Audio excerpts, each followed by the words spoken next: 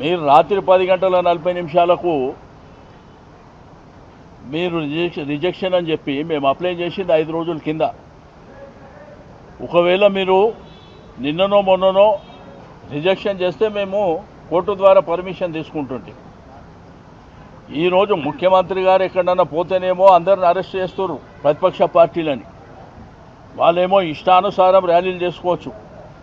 Secretariat restricted area, secretariat ముంగట కూడా ముఖ్యమంత్రి గారు పాదయాత్రలు చేసుకోవచ్చు.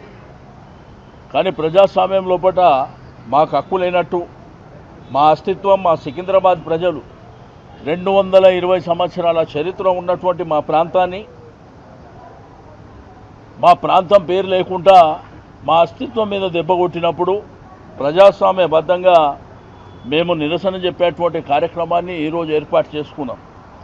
మీరు చూస్తే ఒక కర్ఫ్యూని తలపించే విధంగా కొన్ని వేలాది మంది పోలీసులు పెట్టి ఎక్కడదక్కడ అరెస్టుల పర్వం కొనసాగించడం అనేది దుర్మార్గమైనటువంటి చర్య. దీన్ని తీవ్రంగా ఖండించడమే కాకుండా మళ్ళా ఫస్ట్ వీక్లో కోర్టుకు పోతాం, న్యాయపరంగా పర్మిషన్ తీసుకొని మళ్ళీ ర్యాలీ కంటిన్యూ చేస్తామని చెప్పి నేను ఈ సందర్భంగా తెలియజేస్తూ ఉన్నాను.